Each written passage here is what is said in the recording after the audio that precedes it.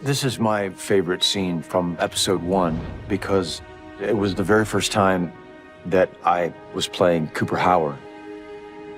But us cowpokes, we take it as it comes, right?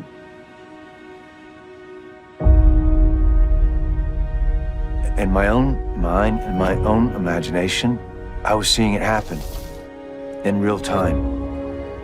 And I was there with my daughter. And it was terrifying. It really affected me emotionally. These projects are difficult to bring to life. It's a bit of a high wire act across the board, especially episodically. You got to do 8 hours of this. You have to be smart and you have to trust. The pilot episode starts really big and an insane number of things happen in it. In our first season, we have 8 hours to play with. There's acres and acres of intellectual property. I mean, 25 years of games. So it really was like, how do we cover as much of this big, crazy world as we can?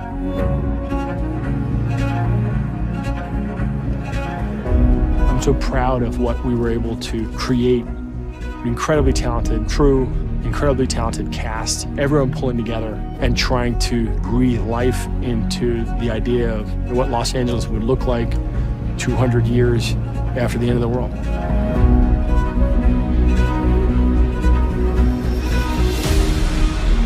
This show presented a number of different amazing opportunities. All of the creature work, the power armor, all the vehicles, the challenges of building the props, the challenges of finding locations, finding the right cast, figuring out which of these things should be done in visual effects, which of these things should be done practically. There's really nothing you can take for granted. Nothing can just be shot.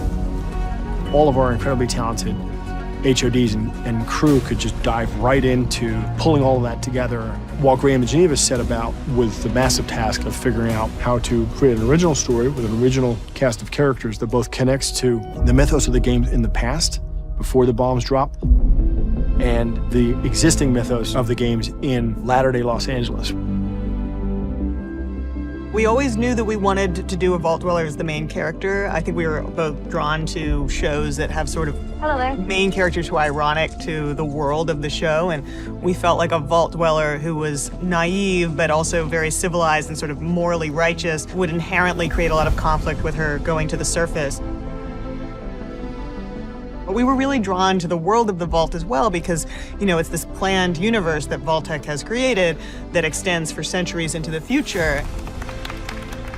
You know, it seems very benign and sort of idyllic, but we were really interested in peeling back the layers of, you know, if a corporation controlled the world and planned every aspect of the world that we lived in, what would the real purpose of everything be?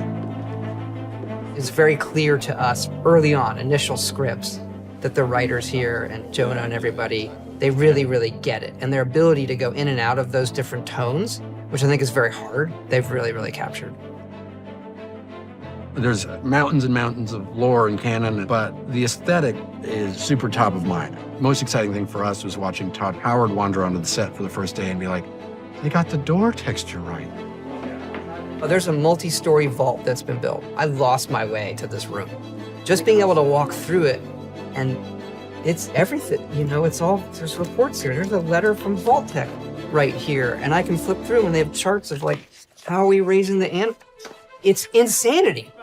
Todd had been approached over and over and over again over the years, for more than a decade, by people wanting to turn Fallout into a movie or a television series, and had steadily rebuffed all of those offers. We could see Fallout being an amazing TV show, but it's all about finding the right partners. When we talked to Jonah, he and I hit it off. Oh, this is it. Working with the longtime collaborators and some new ones, this extraordinary team, it allows you to really go for it because you know you have this incredible group of artists. We sort of take the approach that I refer to as maximalism, where we deploy pretty much every production technique possible. With the massive support of Amazon MGM Studios, we were able to build beautiful sets by our production designer, Howard Cummings. We are based out of New York, but we were thinking it could be anywhere.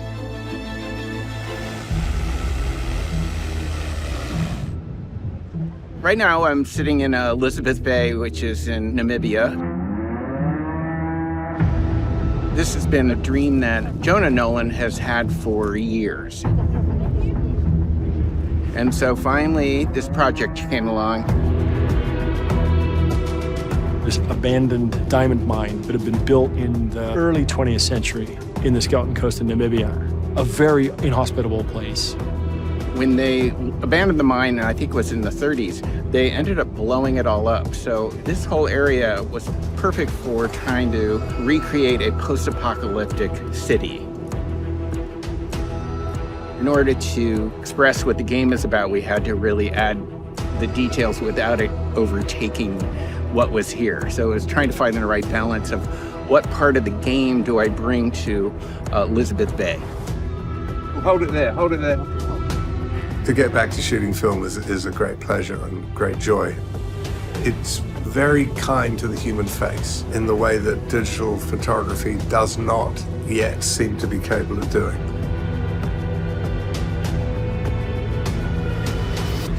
Doing hair, makeup, wardrobe in a different format, like 35 millimeter. Yeah, there's certain different aspects you have to be aware of.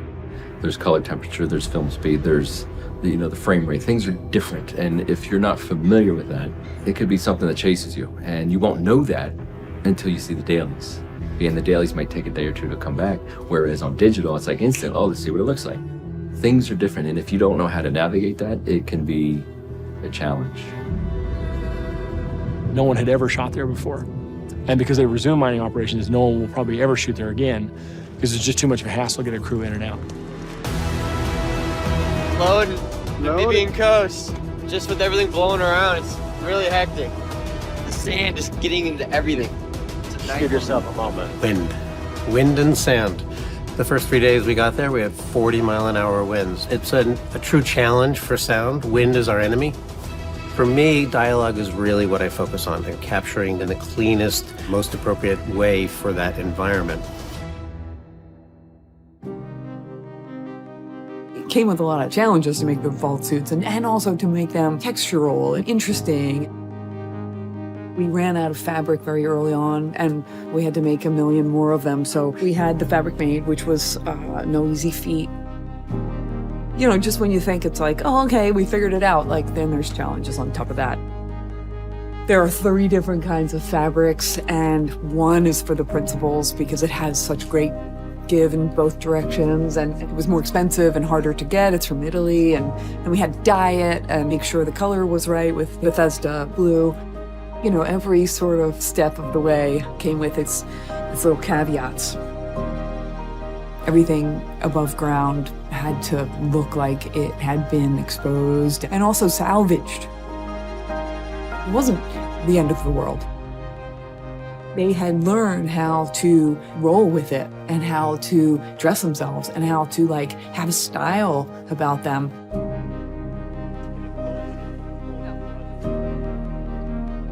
It's a huge undertaking. The amount of costumes that we had to make and amount of people that we had to dress was huge, huge, bigger than anything I've ever done.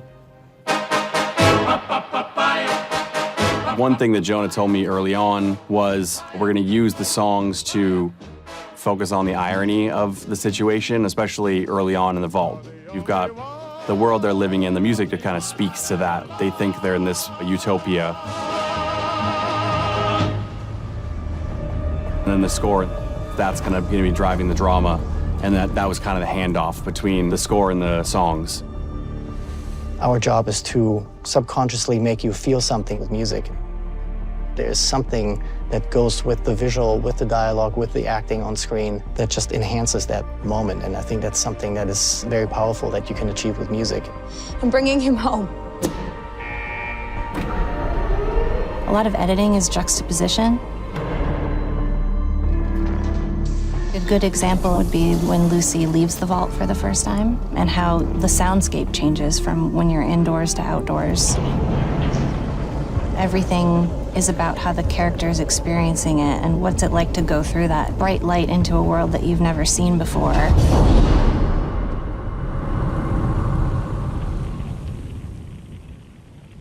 She's never experienced the outside world. She doesn't know what wind feels like, or weather, or the sun.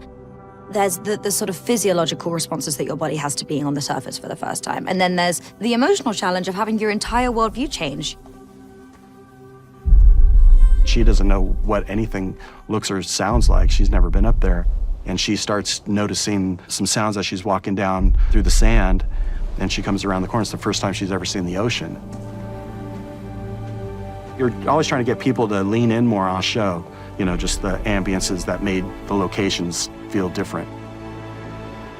Just the atmosphere that caused isn't something you can fake. It was tangible.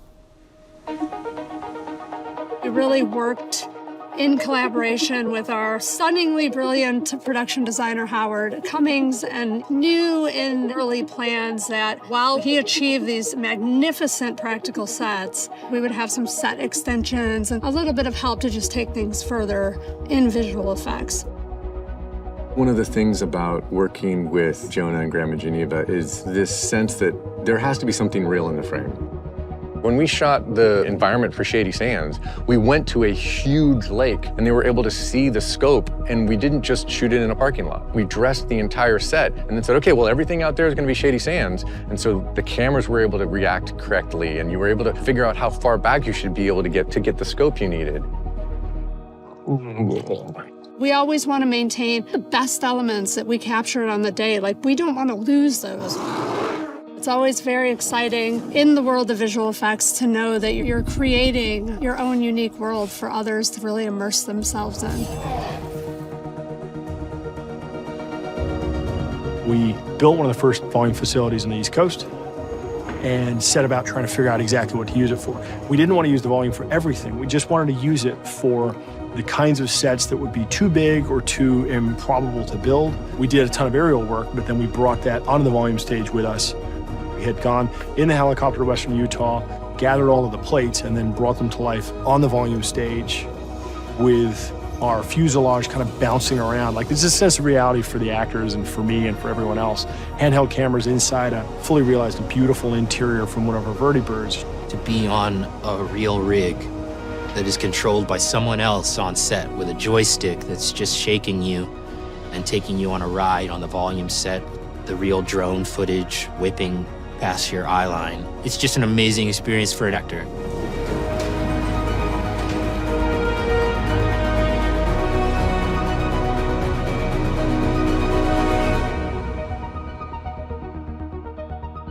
The fights, the fight choreography, the stunt work, all just a sort of a dream come true for me as a director. Because you're playing with all of the different toys and trying to put them together to try to give things a sense of weight. And using all of the things we learned over the years to try to make those things feel as immersive and tactile as they do in the games. Most of what you see with the power armor is real, and most of it is our incredibly talented stunts team. For us, it started with the team at Legacy. We had the best fabricators and designers in the business on this. They made this suit that is supposed to be a giant walking tank that in the video game is 1,000 pounds, and they made it something that somebody could wear and operate and perform in. We gave him months and months and months of rehearsal to make sure that he was completely fluent. And by the time we were done shooting, he could do almost anything in that suit, which is incredible given how much it weighed and the difficulty of it. Giving hugs is hard work. Getting the shots that we got and feeling the way I did about the work, I just felt really proud. I felt like I'd done what I'd set out to. I knew I could go the distance.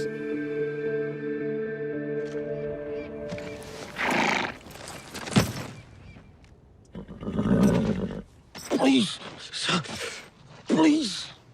There's an old Mexican eulogy. Feo, fuerte y formal. Means he was ugly, strong, and had dignity. Well, Joey, I'll give you 2 out of 3 on that front. I think it was 2019, and before Kilter had even finished securing the rights that we were talking about, like, oh, we would totally watch a Fallout show if Walton Goggins was in it. My name is Walton Goggins, and I'm auditioning for the role of Ghoul. Oh, amazing. Wait a minute. We just wrapped. I got it? You mean I got it? Oh, my God. Walton Goggins is one of those actors who you just put on the bucket list of people who's so versatile and talented, both dramatically and comedically. I don't really know how he does it. I started this experience as the Ghoul. We started talking about it 6 months before the cameras even began rolling. We had the enormous challenge of figuring out how to take this incredibly versatile actor with this amazing face that can convey humor and sadness, all these different things, and then put 10 pounds of makeup on it and still have that work. Ghoul could easily fall into something that's zombie, kind of burn victim. There's all these different aesthetics that I think we wanted to try and avoid as much as possible so that it was its own look. And we had a very dear friend of mine, Jake Garber. He's one of the best special effects makeup artists in the world, and he stepped in to apply it. First time we did it, it took 5 hours to put the pieces on. And once we were into production, he had it down to about 1 hour and 45 minutes. When we were doing the makeup in the trailer, he would bring in movies. I watched copious amounts of Westerns over the course of this. He had it down so quick that sometimes I would ask him to take a little bit longer because the movie I was watching was 2.5 hours long. I could tell once we started getting towards the end of the application, he started to kind of settle into the role. You tell the story with your face. Tell the story with your voice. And both of those things were dramatically changed with this prosthetic and with the mouthpieces that I wear.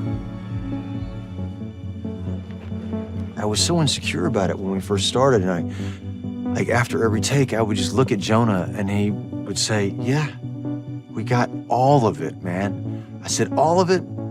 Everything. Walton came to set for the first day, and we're all nervous because, you know, is the makeup gonna work? Is it gonna be okay? It was the middle of the summer, and it was very, very hot. And I walk over to give him a hug and welcome him to the set, and he's crying. And I thought, it was an emotional day. I get it, you know, first day, big new role. And then I looked at him, I'm like, oh, he's not crying, he's actually sweating. And it's coming out of his eyes because the makeup is so intense. He was just roasting in there. So we had some challenges with it, but he was incredibly game and so up for it. I just didn't anticipate all that I would feel being the Ghoul.